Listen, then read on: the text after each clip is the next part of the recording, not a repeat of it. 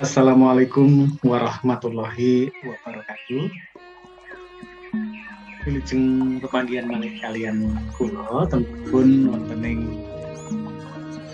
wekdal punika utawi kalodhangan punika mugi-mugi kula lan panjenengan sedaya tansah pinaringan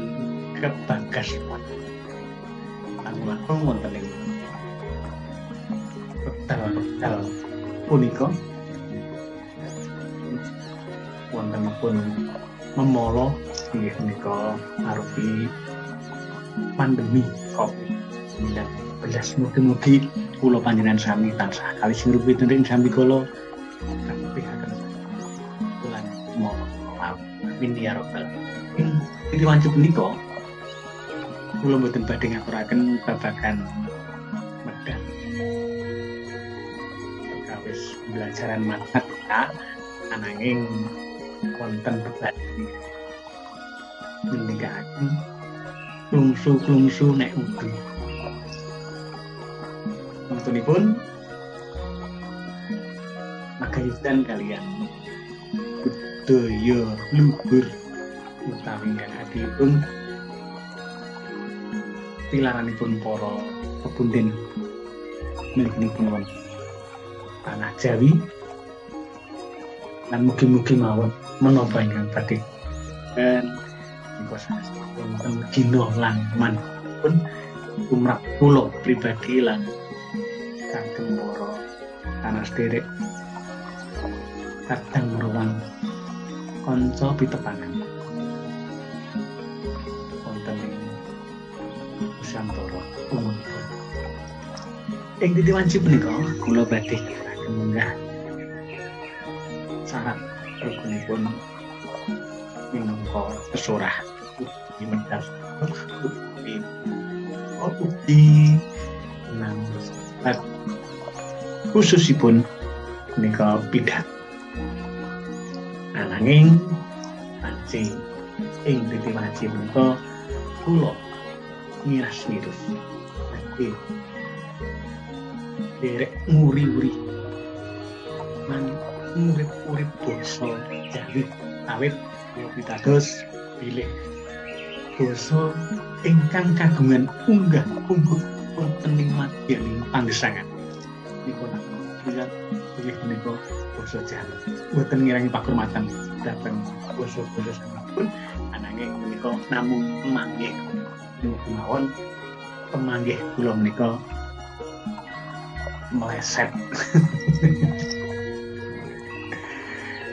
Para pamirsa ingkang kula tresnani bilih harap dukun kagem derek muri-uri budaya al-rupi jadi khususipun kagem medal sabtu kawis sorah ingkang wos pisan inggih menika kula panjenengan sami kedah kagungan tekad lan keyakinan menika angka tekad lan keyakinan awit tekad menika nuwuhaken raos wani lajeng keyakinan menika badhe kagiring kabeh kagem yakinan para audien bahasa kerenipun utawi para pamireng menawi kula panjenengan sami pinangka juru sorah utawi anawatara sampun saged nyakinaken para rawuh para audien para pamireng saestu sampun menawa tondo-tondo dan anggenipun ngayisban badhe kalis ing rubeder kaping kalih menika syarat rukunipun menika pemanggih kula nggih menika inggih panjenengan kagungan wawasan ingkang jembar wawasan jembar menika sanget anggenipun baku awit panjenengan kagungan wawasan ingkang biar tentunipun pangertosan panjenengan ing babagan menika saestu badhe nyengkuyung menapa ingkang panjenengan aturaken wonten ing madyaning pasrawenan utawi nalikanipun panjenengan sesurah utawi medal sabda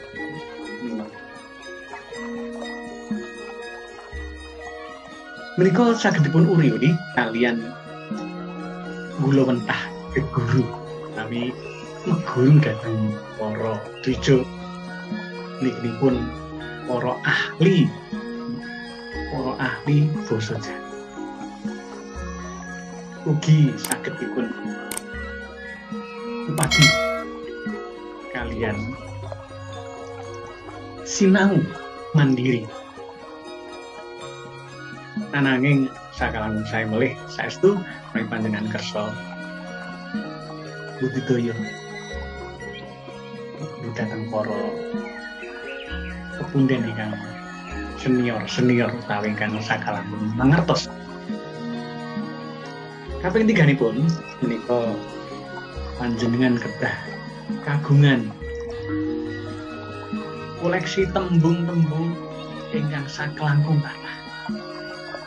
Sansaya kathah koleksi tembung ingkang panjenengan waosi. Panjenengan boten alan merdi menawi panjenengan nembe mendika utawi nembe medal sabda.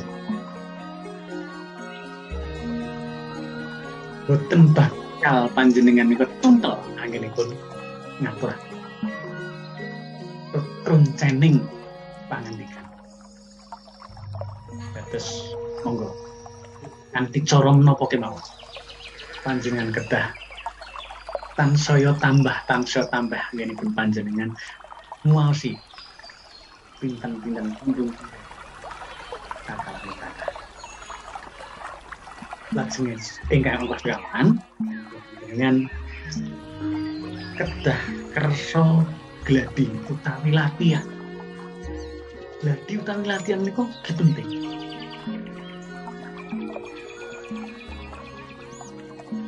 Uga menika gladi secara mandiri wonten ing dalem kados dene wonten ing sanad. Panjenengan ngilu panjenengan ngendika medal sabda panjenengan perform panjenengan nuwun sewu kunceki piyambak nek kaya ngene iki aku wis pas ndung nek kaya ngene iki aku pantes kok ora nek aku ngene iki wis demus apa durung kagem ngilu panjenengan sampun menika pimanggih lajeng ingkang pungkasan menika panjenengan kados dene kula piyambak kedah kagungan idola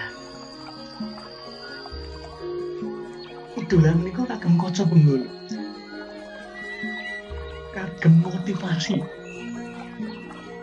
kula panjenengan sami anggen kula panjenengan sami kersa nguri-uri gula wentah kerta nderek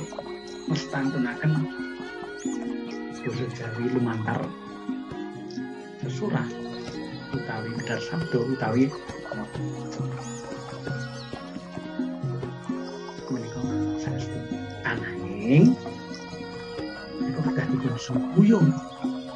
sinajan panjenengan dengan idola si A, si B, si C panjenengan panjenengan kedah dados jati diri pribadi menika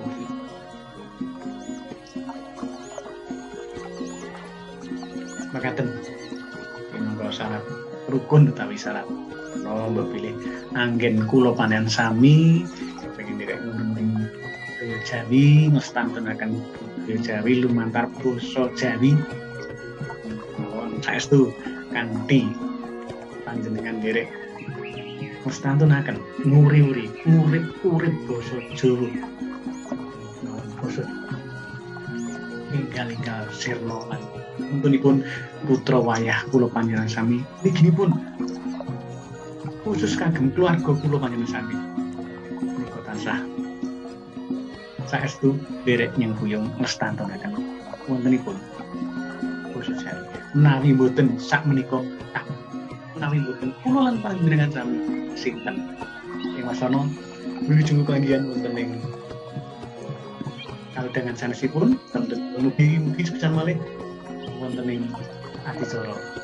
ing titipan wonten manfaatipun dumateng kula pribadi lan wonten ngarsa panjenengan sami wasana kula pungkasi billahi taufiq wal hidayah wassalamualaikum warahmatullahi wabarakatuh.